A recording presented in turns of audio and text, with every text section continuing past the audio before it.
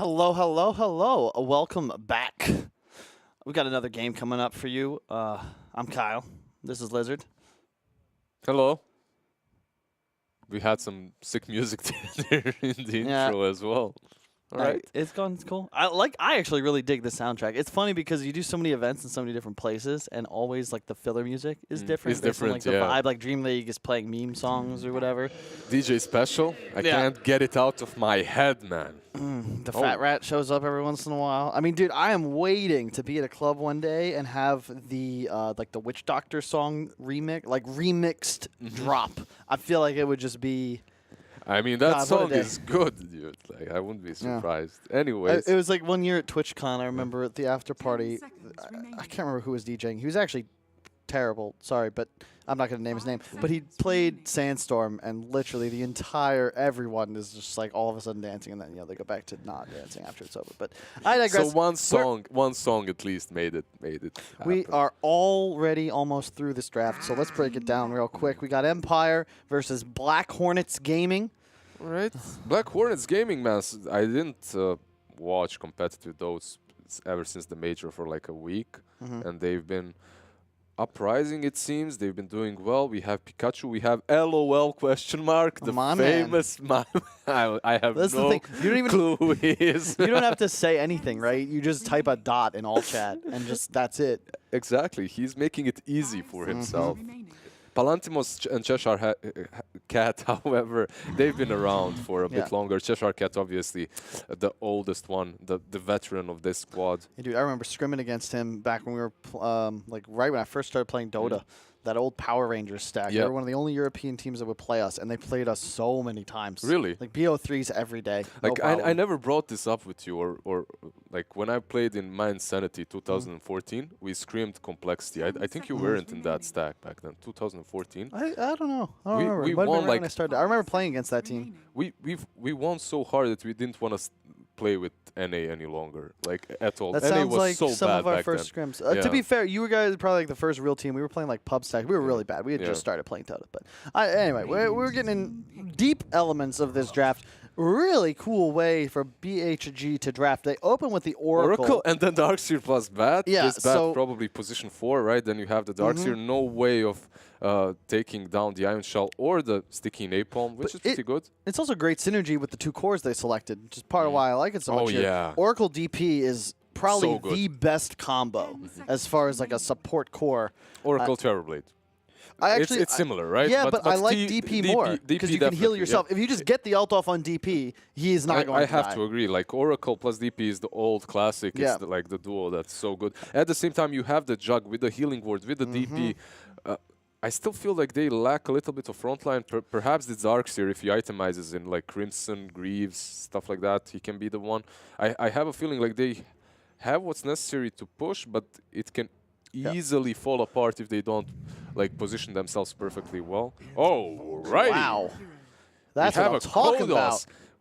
You know, like Kodos, he's been getting some flack. He's been getting some flack because apparently he's been cheating with his blocks, but it makes no sense whatsoever. Cheating? What do you mean? Like, people are talking. It's stupid. The manager, the CEO of the team said like, you know, thank you. He said, like, LOL. Thanks for the compliment. Like, what is wrong with you? I'm pretty sure it's just like it's like a keybind of sorts. Like, I'm pretty sure a lot of mid players use it where it just allows you to like wave. Nah, it was PGG. He's actually right here somewhere next to us in one of these. What? He was rooms. the one that he was the one that brought it all. He was like. Why would you know? That's how you know the internet's gullible, because PGG put out something, and he was a verified source. Like what? Last night, not gonna talk about. Anyways, he verified source PGG, but he did steer a lot of things around young Kodos. He's a young player just coming to the scene, so having that on his neck isn't really great. But at the same time, like the dude is just so good. I think this just brought everyone's attention onto him, and it's just going to help him if he continues playing the way he was. Now he has the spotlight on himself as well. He might be picked up by someone even better than the team that he is right now in. I mean, that would be the CIS way, right? It feels like every team that isn't a feeder team is doing well. It's really just VP that's had any sense of stability, and they've obviously performed quite optimally over the past couple of years. Once again, folks at home, it looks like we have a pause. We have a bathroom break. Just a casual bathroom break at the start of the game. Can't do it during the draft. Like, you have to draft and you have to be there. Everyone has to be there, obviously. This drove me nuts as a player. I was talking, I'm just, there's all these issues that pop up, and I was like, thank God I'm casting now. Like, Jack was talking about, you know, scheduling, right? So at some of these majors, you're playing like potentially 3 BO3s, and you could play like the first, the second, and the fourth, right? That's your whole event. God forbid you lose that last series. You're not going to be a 1 for your life against whoever. Like, deal with it. 11-day event, your whole career comes down to this one. I thought that you were going to talk about the pauses, but you being NA, you didn't have these problems as much as we do in CIS. Like, well, yes, we do. It's just because Ritsu's out of the scene. Trust me, man. Trust me, man. Single game. My ex-teammate, his PC would shut down, and it wouldn't start back up for like 10 minutes. He had to get on the hamster wheel and get the electricity he would going have again. to do it manually somehow. And that was great. That was great. Splicing the wires? I don't know. It would overheat or some shit. And like, I'd always have at least one teammate with a bad internet connection. At least one. At least one guy. That thankfully has been getting better, like, as technology has improved. Because I remember back in the day, like Dota 1, you know, before you had reconnect options, I swear between like just so many like arena matches when I was playing WoW, like my internet would drop like once every 2 or 3 days, and it drove me absolutely nuts. No better feeling than being in the middle of a team fight and then just pinging out. Was he in trouble? Yeah, I think he is. They have a roll. Yeah, he's gone. Very dead. He's a goner. Black Archangel falls. It's a big kill. I like, you could see there that the Venge choosing to give that to Sayuv on the Earth Spirit, so it had that. You want your 4 to get those early boots as soon as possible, especially when you start UV. And especially when you're oh my God, these odds. Black Hornets Gaming 3. All right. I don't blame the scene though. I feel like Empire is certainly gonna be favored, especially the way this game has started.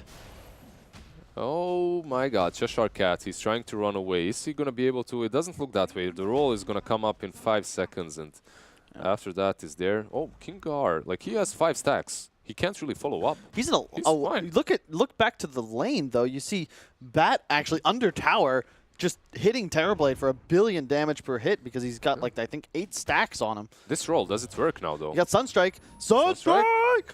Oh, got him. Oh, so close though. Would have really liked to be able to give that kill and XP over to the Invoker, but alas. Yeah, sadly they share the kill. Turbo Phantom finishes him off. At least you get the kill though. And this, I really am starting to love this Bat against TB, man. Even though there's a Venge, it just feels like you have such a high laning dominance, and we can see it in the previous game where it allows you to remove the BKB Terrorblade timing as like this ultimate win condition. However, in that last game, the Batrider, even though he was a position 3, didn't really pressure the Terrorblade way too hard on the lane. And right now in this game, he has 4 CS only on TB. They're doing a little bit of a better job, partly because he was... It's a Darkseer Bat. Look at the amount of lane shove and pressure these guys are applying. Like, the wave is always under tower, and then LOL question marks just like, all right, well, take an napalm. Yeah, he's giving him stick charges, but he doesn't really care way too much, because once he gets that level 2, they're going to dive. It's good that they're tri-laning at least. Oh my God, 6 stacks. Oh, you've got... Who did he surge? Did he surge the Bat? Yes, but he's so slow. He was still surge. Why is he so slow? It's just... I guess the nerfs... Oh, the newts. Those pesky Satyr, whatever the hell they're called. Goblins? Gnolls? They're gnolls, I think. Gnolls, yeah, gnolls. No, they're not. Yeah. No, they're not. They're, No, are they? I don't know. They're something. They're creatures. They're creatures that just weasels. got a kill. With sticks. Stealing that terribly away. That's actually really good for them. Concern you have, though, whenever you tri-lane safe lane like this, is that it's very ineffective against heavy wave clear, as we can see. Where, yeah, you're winning this lane in your Radiant safe lane, but barely, and your Terrorblade's game is miserable. Up top, it's a Sand King just trying to CS with Sandstorm as Jug picks up every single CS and deny. Yeah, they're not really contesting the Jug whatsoever, and at the same time, Terrorblade isn't really having a great time. You aren't even... You're arguably winning that bottom lane, but considering you're forcing 3 heroes to be there, I don't think that's really working out well for them.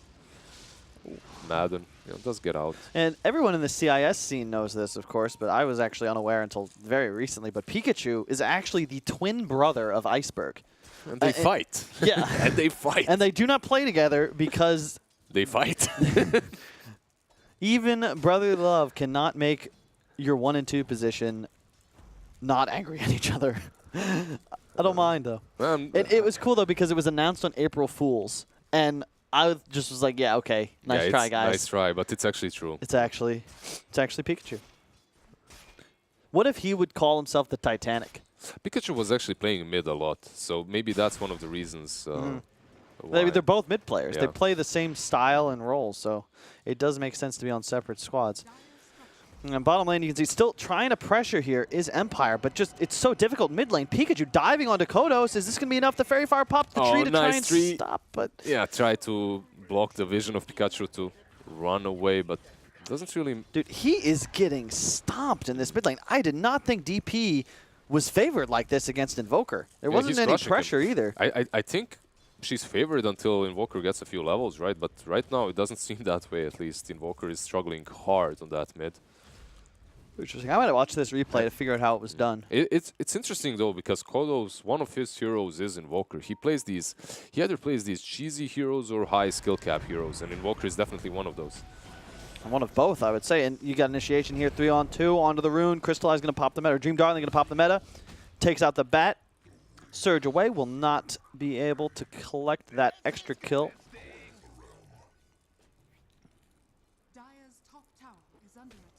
Adam trying to pull top lane to get whatever he can on this off lane. He's level 3.5, which isn't that horrible considering he's been left all alone. Has 8 CS to his name. And the concern I've got is, man, how are you going to kill this DP? They're going to try right now. Yeah, Seiyu is here. It's not going to work. Oracle's behind him already, and even if you land that, he has 1,000 HP and a Fairy Fire along with the stick. With that Oracle nearby, it's impossible. And this is the scare I have, because whenever you tri-lane, right, and your enemy offlaner, your own offlaner gets crushed 2v1, now there's just a Jug top, totally by himself, completely dominating a third of the golden experience available per minute. They won 2 lanes on the side of Black Hornets. They won mid and top super hard, and this bottom lane, yeah, we can say that it's been even at least. It's not a huge victory for Empire. But that mid lane, however, 40 CS on DP, 19 on the Invoker. That is not looking great. It's the same kind of story as the previous game, though, where this is kind of meant to happen. You have the laning phase advantage on the side of BH. It's a question of, can you capitalize on this lead? Can you take towers? Can you use this DP ult? But they have these heroes. They have these heroes that do exactly that. It's not like they're going to struggle in that aspect. At least on paper, they shouldn't. But on paper, you get to the late game, you have an Ags Invoker, you've got a TB with 3 items, the Alacrity, the Meteor. It's like, it's so easy as well. Once the Sunstrike has a few more levels in it. Yeah, but he has level 1 exhorts right now. Oh, you're right. Okay, so he's going for the Quas Wex build. You just had that 1 point for the Sunstrike snipes. I don't mind that. It also helps you with the level 1 laning phase. I mean, it makes it so he can rotate a bit easier, and he has the Terrorblade that's greedy enough so he doesn't have to go for the same greedy build, right? But I'm scared, though, because now you're pretty much all in on TP's game, which is pretty bad, and he's playing against hard counters. Darkseer Bat are very difficult to deal with as a TB. Even Death Prophet can be tough because he'll be able to silence and chase you down. Sunder never really becoming an option for you. And more importantly, like, you can't really go jungle confidently because there's already a Sand King in one end, and somebody's got to deal with this heavy pressure from the Darkseer. I think like the Invoker can scale a little bit better than the normal Quas Invoker, as players like No One, they've basically made the all build on Invoker. You go for Quas Wax and Exhort and you get that tag glimpse. It doesn't really matter with what you start. The laning stage, so you can still be greedy enough, but I don't know if it's going to work out for them, as this push from Black Hornets Gaming, it's going to come very soon. You're going to have Cheshire Cat on one side with the Dominator very soon pushing in. You're going to have Dead Prophet with Oracle on the other with that ultimate. And then you're going to have Jug just doing whatever he wants to, because, yeah, you have the Venge to swap and break his port, but he doesn't really feel pressured at the moment. None at all. I like the Void Stone first as well. The Yule's Rush coming out from Pikachu, just to ensure he can spam that Q, farm as much as possible. Will be the Earn Rush, so definitely going to see a Quas Wex build on Kodos, but puts a lot of emphasis on Empire and finding kills around the map. Also very limited tower pressure outside of that Terror Blade. My usual problem with this Quas Wex build with the Earn is that you have to do stuff right now. As soon as you get that turn, you have to rotate across the map. You have to be creating space. And if he had such a bad laning stage, how is he going to do that? By the time he gets to these supports, they're already going to have levels and necessary items to survive the initial burst that he offers. You're going to have that purge versus him. Not to mention, you have this concern where you fall. I've seen Miracle. I've seen Thompson. Like the best invokers in the world try this style. Sometimes it works. But when it doesn't, their net worth always looks terrible. Abhorrent.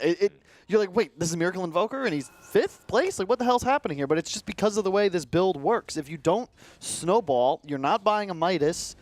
There's just not much that you can get done. And the Bat Rider factor going to do some stacks, even though he's just that 4th position. But the kick, getting both big creeps. Well played. Yeah, Seiyu got a lot there. Denying the last hits away from the bat specifically. Slowing him down even further. You got Pikachu chasing. No. You know what I always... Okay, with the Sun. The Surge. This will be a big fight. Pikachu, he's going to get the rune. Will he be able to pop the ultimate in time? Still Surge, but it looks like he's in a bit of trouble. He's got a Fairy Fire. He's got a stick. Here comes Palomatinos as well. Pop the ultimate, maybe? We're going to look to turn this around. The healing ward is out. Still saving the ult. Pikachu going to get stunned. A Surge onto Palomatinos as well, but he gets stunned out by the Sand King. No lasso available on the bat either. The Sandstorm comes out. Dust utilized by Palomatinos. What a player, man. Core's buying their own Dust in 2019. Who would have ever thought this would be a possibility? Now if only we could do that in all of our pubs. Cheshire Cat? Kick comes out. They're going to get the stun.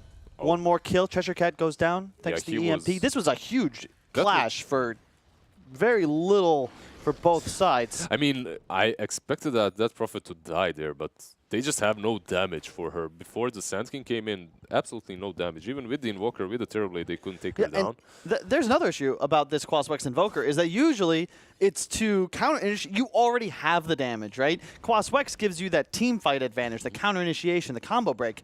But you look at Empire, you got Venge, SK, Earth Spirit. It's all about these single target stuns, find a kill, make something happen. But where's the damage that'll actually do this?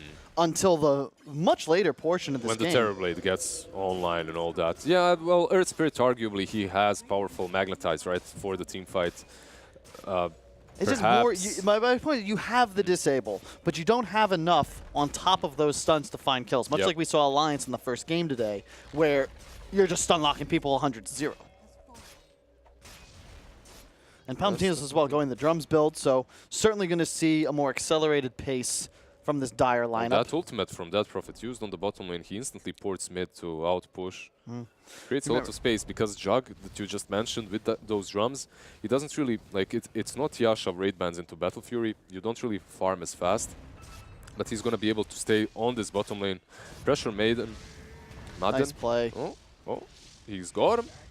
And Palomatinos, he's going to be in trouble though. No spin. He's got the Omni Slash, however. Can't TP. They changed that. He's going to catch the EMP. That sticks. Just as he comes down, 17 seconds, you said. Jukes the stun to the left. And the tip. Should be fine. Palomatinos, by the way, has been a player to watch since he, in my eyes, since he was playing Brood back on that Romanian squad with Wii. Talking like 2015-16. This guy has been able to play like every hero in Dota at a high level for so long. Just has yet to find that shot with a real team, real captain that kind of bring him up a tier. 2015, that should be Balkan Bears or something. Yeah, right? Yeah, I remember that. I played that Brood. I lost to that. Yeah, they would first to it because it was that good. Was it him though? They would play Brood and they had that Levi guy with Dazzle, and they would always do the same thing. Dazzle with the Spider Bomb. Dazzle heal bomb with the Brood Spiders. It was so horrible to play against. Yeah, one of the better micros CIS for sure. He's a decent carry overall, like pretty good. He's been around the Tier 2 scene for quite a long time, Tier 3 scene as well. He is he with Blizzy was one of my guys at the start of this year. I was like, if they can get onto a real team, they could probably make some noise. You got another, looks like a semi-smoke, but Cheshire Cat just kind of giving it away, standing there. Oh, he's microing. Okay, I they guess have. that's fine. Oh. I thought he was like just waiting to surge and ion shell. I was thinking that jug. too. Jug or the bat even. You can surge in lasso, but the problem is the Venge, obviously. With the swap. Nice ward. This high ground ward is just completely Pikachu, dealing with what BH is trying to do. And I don't think they're going to find anything. Oh, but no.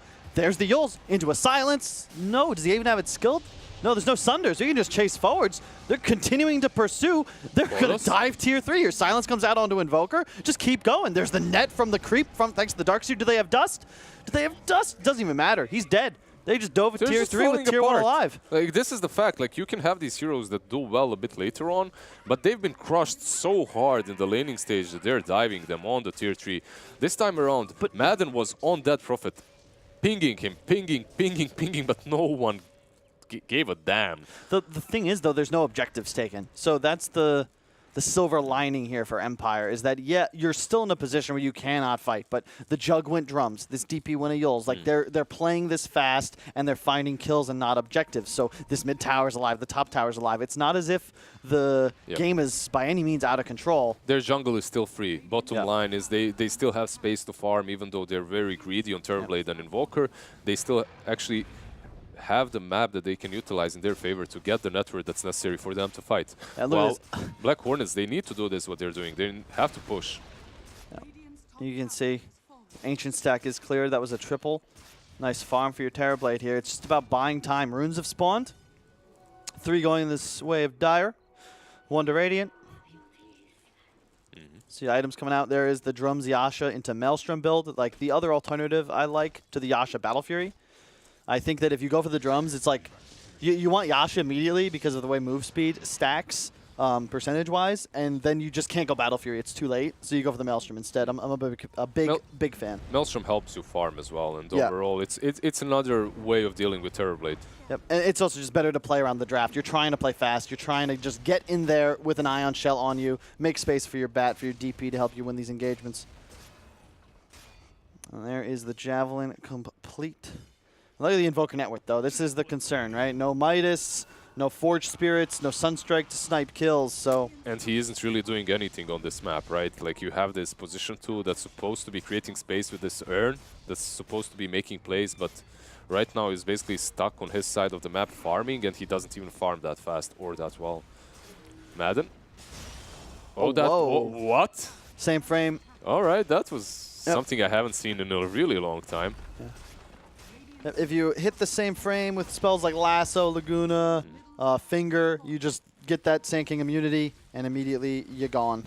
Yeah, but with the Lasso, it looked weird. I didn't see it like. I have never seen it with a Lasso. That is true. It's right into the Roche pit. I like this play, just playing fast. You hit level 12 on the Jug. You've got the level 2 ultimate up on the DP as well, so why not get in there? You're not taking any damage, and you got a ton of team fight in the pit. They have to be careful, though. There's Swap, there's Earth Spirit, there's Invoker, there's no Lasso. Be really careful. Right back into the pit. Doing a good job trying to zone here. Both Invoker spells are now down. Oh, whoa. They did get the Roche kill, though. Big plays by Radiant there. Palamatinas will pick up the Aegis. Was it? All right. They get the Vengeful as well, and the Aegis. But look at the gold. Look at this gold. This game is so far from over. It is only a 2K net worth lead, and a big part of that is that Roche going the way of Empire. Really well done. Who actually sniped that kill? Was it the Venge W or the Earth Spirit? Exactly. Who was it? It couldn't have been. Could it be the Invoker? It could have been, right? The damage goes through, so. In any case, it's a good snipe for them. They didn't manage to steal the Roche, the Aegis. I think Venge was positioning himself to try and do that with the swap. Didn't really work out. This isn't really a game, I don't think, where Aegis changes too much. It doesn't give the side of BH extra opportunities. Yeah, they already have all that they need, right? They're going to take these towers no matter what, so that Aegis kind of secures them a little bit more, but at the same time, they are going to go for these objectives anyway. And but as you said, it's only 2K difference. They're keeping up with them, even though this Invoker has had a really bad start, a really bad game. The Terrorblade is keeping up. He's farming super well. As to be expected. Juggle always had that early lead, but inevitably the TB reigns supreme. On pause coming out, nice and quick. Still a relatively close game, approaching the 17:30 mark. Age is up for 4 minutes 30. This is, of course, a best of one between Empire and, what is it, Black Angel Gaming? Black Hornets Gaming. Black Hornets Gaming? Hornets. Black Archangels, Black Hornets everywhere. Right, let's see this item progression. 2 bracers with Earth Spirit makes him so tanky. 1440 HP. Plus the magic resist. Yeah, that's just ridiculous. Because why not? You know, like one of my ex-teammates used to say, you can either get good or buy bracers. You don't need skill for bracers. You buy a couple of bracers, you're tanky enough. You don't need positioning. Yeah. All of that is irrelevant. Old girlfriend said something similar to me, but she wasn't talking about bracers. You got double stack here. 18 minutes, Rune's top, Arcane. That'll be going to the Juggernaut. Empire. Oh, they have found Pikachu. I actually love how Madden waited there to use his ult. Palantimos is being chased. All right, I love how he waited and used his ultimate there instantly as he saw the Death Prophet. He didn't just go for the stun, because if he went for the stun, they wouldn't have enough damage to take her down instantly. She would have that Yules afterwards. Yep. Possibility of Oracle saving her. You're saying they had the Master Ball? Hmm? They had the Master Ball? The Master to catch Ball? Pikachu? Yeah. Never mind. I lost you. You had a rough childhood. Yeah. 1K Master lead. Ball oh. Thanks. That's amazing. Thanks for joining us in 2019. That's amazing. Too bad I never played Pokemon or whatever. Blue for life. You can see the wards placed. Definitely a Lost in brunt. childhood, bro. Yeah, Black Archangel, of course, is the one placing the brunt of them. Already at 20 in 20 minutes. It's not bad. Blink picked up on sinking. He went for the Veil first, so the timing was a bit delayed. Very even game. Very much a 1-4 lineup on the side of Empire. All their damage going to be coming out from this Terrorblade. Black Hornets Gaming still in a good position, trying to hunt the map. But you can see, as this game continues, Empire doing a better and better job of shoving out lanes. You can see TB bottom with Illusions still middle. They are getting the levels. They're getting the items that they need to pressure Black Archangels, Black Hornets, and split push them. You can see that Invoker is kind of moving towards that age. Aghanim's a bit better. He's rotating across the map. But this is Black Hornets' time. And with that Arcane Rune, they're definitely going to go high ground. This is big. This is good timing. I like this play. TB still pushing bottom. He's going to look to take that tier 2. Might need to get back here relatively quickly. This is going to be a dead tier 3 before you know it. Yeah, you're going to have Invoker defending it now, though. He's back. He's going to have that combo of his. Yeah, bounty runes have spawned as well. TB is going to take out both of the ones bottom and probably look to TB back in. Another stun. Is he just dead? He's got Yules. Won't get it off. Palantino's now spinning already. Will not be able to get out. Oracle did not get his ultimate off to save his DP. That might change this whole game. Jug ult comes out. It should be able to take out the Invoker on the backside, but the Deafening Blast, no spin available, and that's going to be a dead Juggernaut. He'll be able to respawn with the Aegis, but he is coming up in the middle of no man's land. This is Empire territory. He's going to take a stun. He won't even get off this ice path. He's dead. The way they played that fight was perfect by Empire. They waited for the Death Prophet to lose like 40% HP, drop down to around 40, and like what happened is they swapped the Death Prophet, and at the same time they silenced the Oracle. So he, first and foremost, he was out of position. But even when he did get close enough, he has been silenced, so he wasn't able to save the Death Prophet. Really well played by the support duo of Empire for sure. The Venge set up the kill in the Earth Spirit to ensure that it could go down without the Oracle save, which is just critical. If you're going to win fights, that's how you have to play as Black Hornets. Put the DP in the Jug, expose them in the base. They will be targeted. They will be able to die. You must then save them, but alas. This is huge. Like that fight right there, I believe this is like the breaking point. It doesn't necessarily have to mean that Empire is going to take this game, but it puts them into the leading seed, definitely. Yeah, they have certainly broke it open. You've got a Force now on your Earth Spirit, the Blink on the Sand King, BKB just completed on TB, and the Ags on the Invoker. It is suddenly a real game of Dota 2, and it's just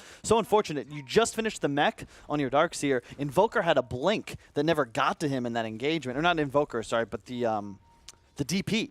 And they just did not have these items for that last team fight. And Empire. The Blink in, the stun. Oracle ult's going to come out. Probably should be able to save the bat. There is a healing ward behind him. Here comes the blinking from Pikachu. Watch for it. There it is. Got the ult pop, but just isn't able to find anybody. Gets the spin or the silence out.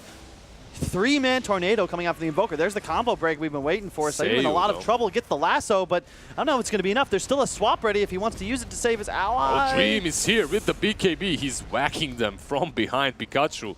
That ulti of his. You can't fight into TB. And look at this, Palomino, he's in trouble. King R on the side is going to find him with the stun. There's no Omni, there's no spin available, but he's so fast. I think he's going to be able to get out of here safely. Pikachu, though, he is not so lucky. He gets taken out by a Sand King stun. The assistance of the Invoker of Kodos. If that last fight wasn't the fight that broke, exactly. if that fight broke it open, this fight just tilted it completely in Empire's favor because they forced the Dead Prophet to use her ulti on her side of the map and they still won the fight cleanly. They just kited them so well. Dream in the right position to pop that BKB to just break the fight in half, in which Jug is on one side, that Prophet completely cut out from the rest of the team on the other. And it's an Alacrity, Venge Aura TB. There's just so much damage this hero can output. You can look at the net worth, 3K ahead of the game all of a sudden. And just, as you said, it just feels inevitable. We've seen this kind of game so many times. Venge TB with a ton of damage amplification. It's the OG special. You get a hyper carry, you feed him a ton of sugar, and you just let him run around the building. All right. It can't be all black for Black Hornets Gaming. What can they do? You have this Bat Rider, you have the Surge. Perhaps you can jump in, get a good pick off on the TB or the Invoker. It does become a little bit harder for Empire to play once Kodos' Invoker is down. So maybe that's a target to take down, but it's so difficult.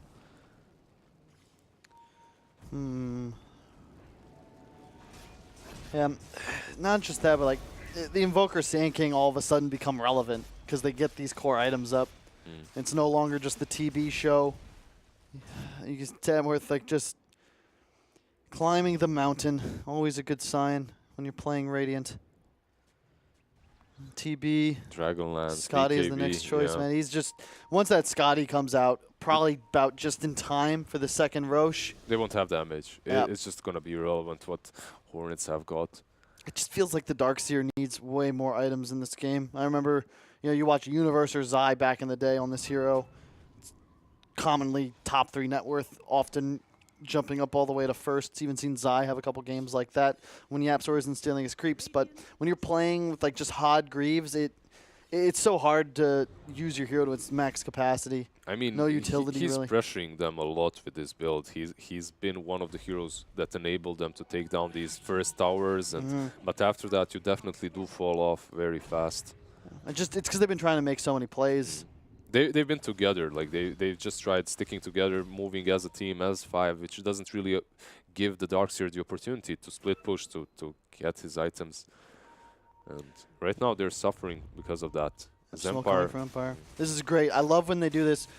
The best teams, they've all started to kind of copy what is done by these top teams. But you bait the core that's pushing the lane. Let him show. Smoke 3, max, maybe 4 in a specific scenario as we've got here, and just bait the one guy and be ready to fight. Because even if they initiate on TB, you have you the gotta swap. Yeah, you have the swap. As long as you have some save, that's definitely the way to play. Black Hornets, they are in a good position being on this high ground, but they have to be careful. It just feels like the game is so much simpler for Empire. Bait the TB, swap him if he gets in trouble, kill everything. Here we go, folks. Vacuum comes out right into the stun by the Minotaur, but the lasso onto the Venge post-swap. TB still alive, might look to just get out of dodge. They got the wall off. Another swap. He now launches Oracle onto the high ground. King R, what a player. Will pay for that decision with his life, but you got 2 big ultimates utilized by BH out of that. And Black Archangel is stuck here. He has to port back, which basically means that they have to dodge. They have to run away, as you cannot fight without that Oracle. And that's just time bought. That is totally cool if you're Empire. It's not You've just time. spent a support. It's Darkseer's wall. It's lasso that's used for a Vengeful. Like, she's super happy to die for that. Empire's going to look to go in once again. Healing Ward comes out to try and save this Darkseer. He does not get the Surge off in time, actually catches that stun. Healing Ward goes down as well. Will surge down through the river, but there's an Invoker Ice Wall just waiting for him. The Magnetize as well. The Urn, one more stun from Sand King, certainly will finish him off, and he does. Roche spawning in 55 seconds, so he will be alive in time to contest that objective. But the game is getting spooky for this dire lineup. This is just a BO1. Winning team advancing, of course, into the upper round of Group B. The loser going to play tomorrow, or actually the day after, in the losers match. So you're not eliminated, but you certainly don't want to drop the inaugural game of the tournament. Of course, main stakes being that the winning team of this A-team event will be attending ESL Birmingham. Yeah, and they opened up so well in this game. Their draft made a lot of sense, but they started... It all started on that high ground when they missed their timings a little bit, in which like they put the Dead Prophet a little bit too far out, without that max still completed on the Darkseer, without it being on him. And then Oracle couldn't really save. It all fell apart. You lose 2 cores within Aegis. Oh, no, not again. Pikachu, he gets the Oracle ult off this time, however. He will probably look to pop the ultimate. Lasso comes out onto the Sanky. He's going to bring him up to the high ground, but that's not a big deal when Sanky can just pop that Omni Slash coming out as well. Kingar immediately taken out. Pikachu on the pursuit as well. Has the silence on the Invoker off to the side. Don't know if he'll be able to finish him off. In the meantime, Dream Darling trying his best to utilize his BKB to get damage off. Invoker will moonwalk away to the side. Oracle in a bit of trouble. Here comes an Epicenter from the Sand King blinking in. He's going to find the Oracle for sure. Pikachu still trying to cut around TB, still with meta popped, but not in the best fighting shape. Sunstrike on a Pikachu. Looks like this may just be a full reset. Roche is up, 4K gold lead for Empire, but a lot of big ults utilized in this key objective. Earth What? Spirit just dies. He rolled out to just survive there and then gets whacked by Roshan. Alright, that wasn't the worst part for Black Hornets, definitely. They made something happen. That pull from the Sand King onto the uphill, onto the cliff, it didn't really matter a lot. He's not artsy, he doesn't really care about cliffs. But at the same time, you did use the meta, and Roche is up. It is cool. I like DP against Terrorblade as well because, you know, the big weakness of the hero is when people can abuse your timing when your ult is down. But if you just pop it, whenever you see TB meta, you can trust that those big ults will both be synergized. Yep. Exactly. I think the key to this game is going to be, is there ever a huge fight with no meta or no DP ult? And if either team can, you know, force a pick-off into buyback after that spell is used, that could be enough to just turn this game and win it for whichever side is successful. Greaves finished on the Darkseer. You can see the itemization coming up. Daedalus soon to be complete on Dream Darling. Nothing else really relevant. The gem, of course, will be big. Force eventually for the Invoker, and 5th place on the net worth charts as we expected. But does he need to do damage, or does he just need to ensure his... there. He's just there for control, just there to ensure that the Terrorblade is doing the majority of the damage. And you have the Sand King there, obviously, to follow up, and the Earth Spirit, so should be fine. Oh, look at that. Top right corner, we have pretty neat... Dude, that is so cool. Yeah, it's a cool thing. Yeah, Empire's going to walk straight into the pit. It's tough right now to be contested. They know that wall is a threat, however. They pick up the DD, but it's just, it is not a place to fight. Neither side is very confident fighting in enclosed areas just because of the Darkseer versus the Invoker factor. Both heroes perfectly capable of combo breaking with some massive You're probably going to see some smokes, as you can see Empire, both teams actually smoking up, and they're going to clash right here. Empire... It's an active shrine. Get up, kill the Empire. The DD's going to get used off immediately. Triple stun, but there's no follow-up. They don't have the meta yet. Oh, there it is. Oracle just died immediately. A vac onto 3. The wall comes out as well. There is a TB illusion, but that's an active try. Buyback onto Oracle. The jungle comes out as well. He swaps him away. He cannot get the thunder off. Dream Darling is in trouble, but he's getting the swap off from the Pikachu instead. He's going to be healing warded. Somebody's going to take that down. That's a full healing ward this entire duration of the engagement, along with the shrine. That healing ward is just winning them that fight exactly right there. The shrine definitely did help out. Oracle had to buy back too.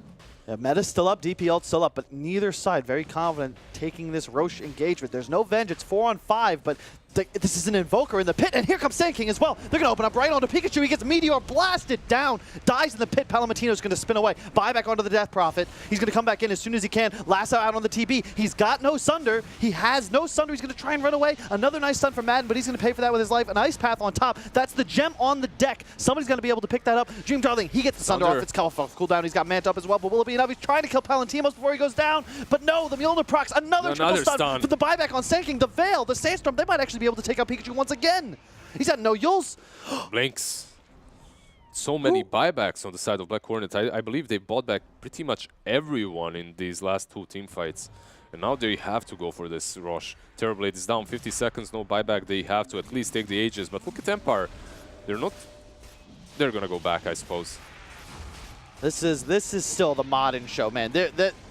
yeah, you lose the Aegis here, but that would have been so much worse if the Sand King wasn't around. I think he averaged like 3 stuns hit in that engagement. He was the one that actually saved his Terrorblade initially and allowed them to then re-engage and ensure that they at least got something for their pain. And I just love the way he approached those teamfights. You see so many Sand Kings, they just stun, get out, use ulti instantly, and wait for the next stun, right? Like, he stunned them so many times because he was patient. He understands, I don't need that ulti, I don't need to dish out the damage, I just need the control for my team. That's all.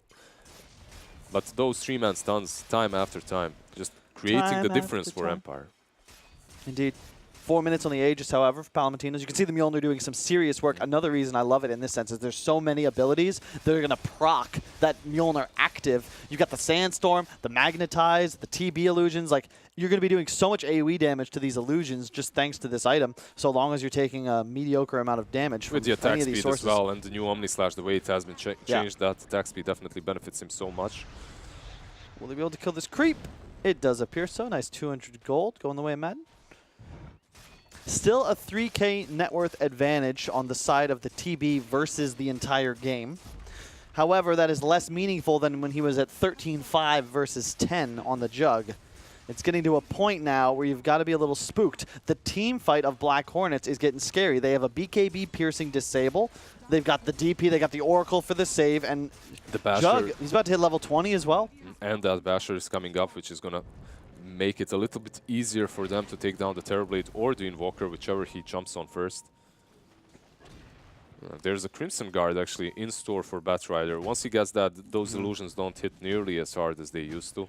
Yeah, just more team fight, more stacking damage. You got to trust in your ability to reduce damage. You look at the side of Empire; they're very cooldown reliant. If you can deal with the TB's damage output and tank through that initial barrage of stuns, the Invoker combo, nobody's going to die anymore, and you're going to have far more staying power thanks to the massive sustain you've got from an Oracle, from a Jug, from the DP.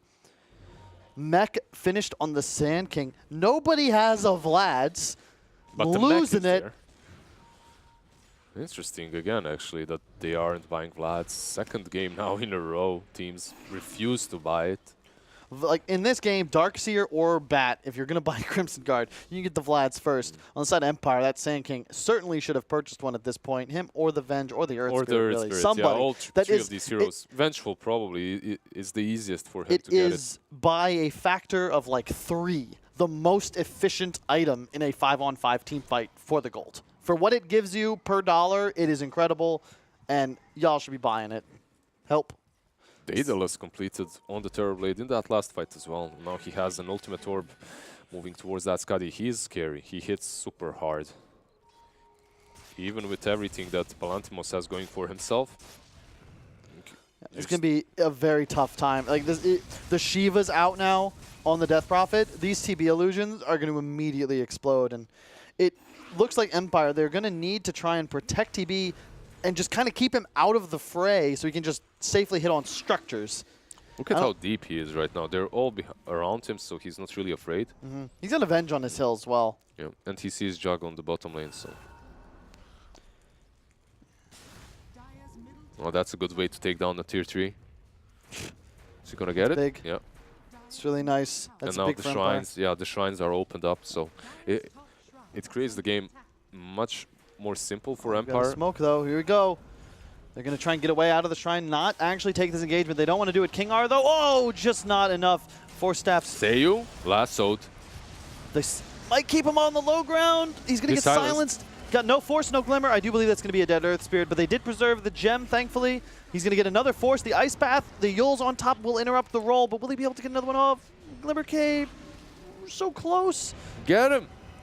Oh, God, he's creating so much space with all of this. Yeah. Kodos just helped him out with the forces, with the Yules, with Deafening Blast. Yeah, and look at that. He buys a Raindrax for his time, for his troubles. TB might not be able to complete it, unfortunately. The backdoor protection did kick in.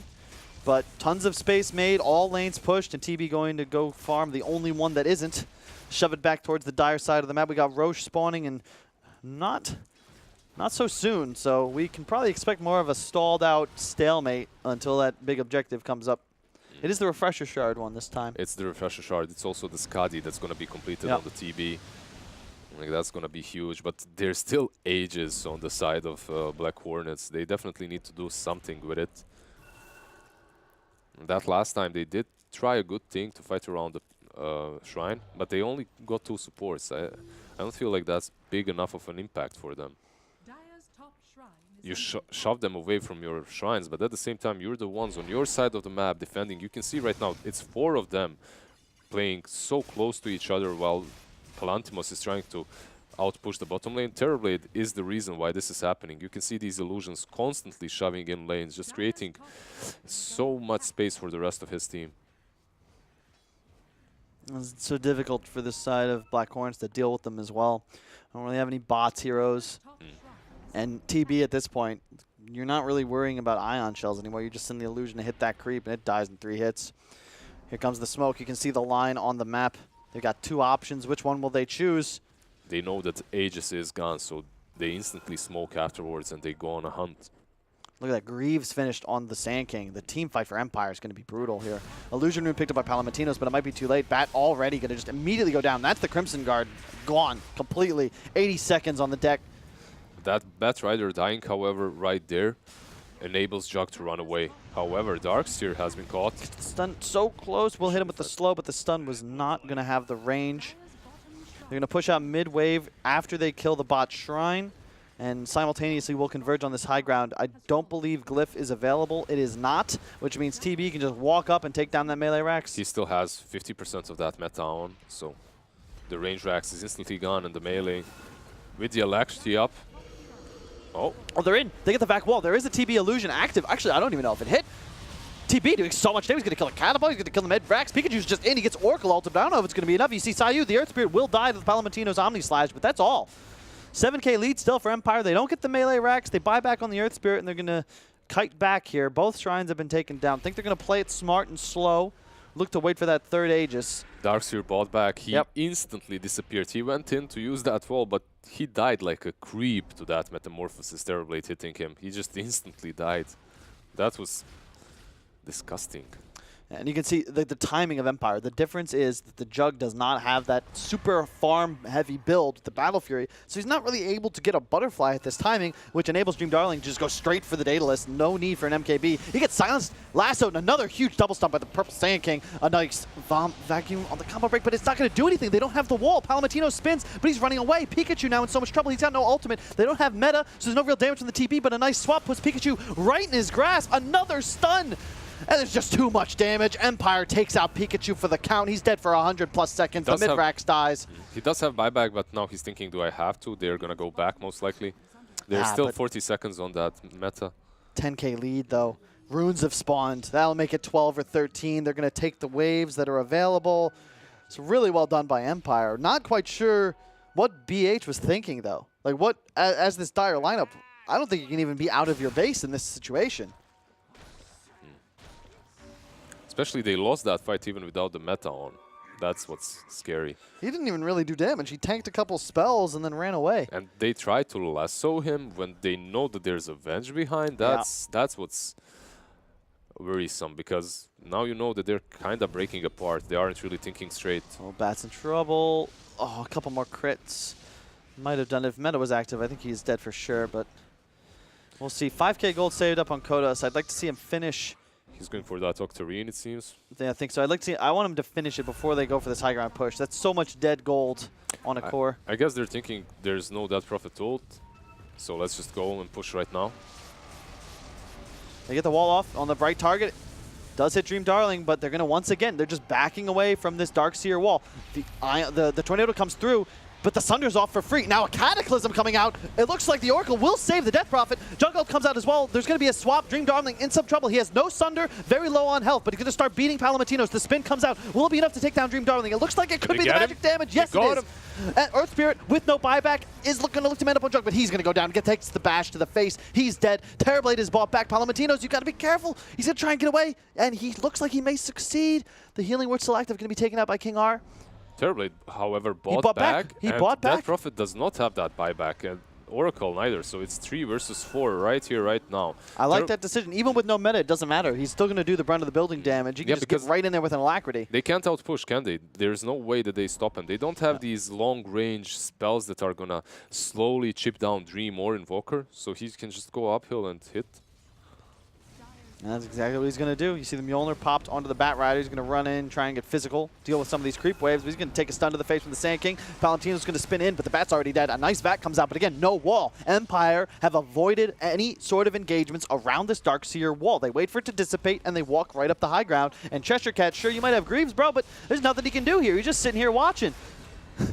Watching while running fast, but that doesn't help his squad. Palantino's just got swapped in and went down. The way he died there as well, that was just...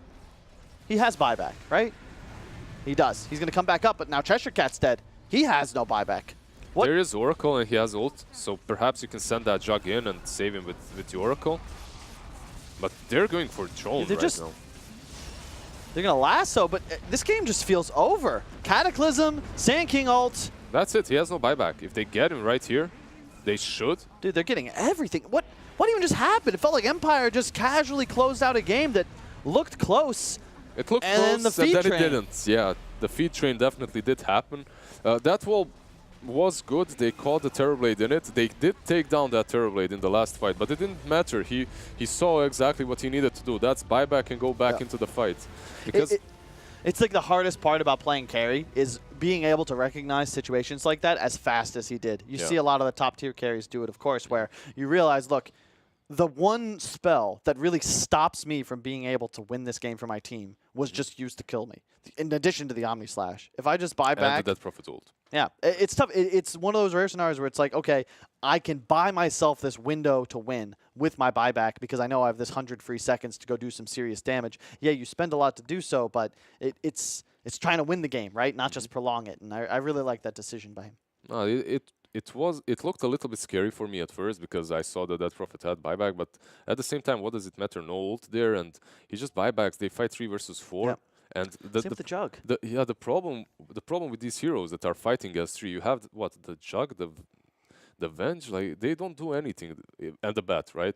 Like they don't defend. Actually, it was Darkseer instead of the Venge, but they don't defend very well, especially without the wall.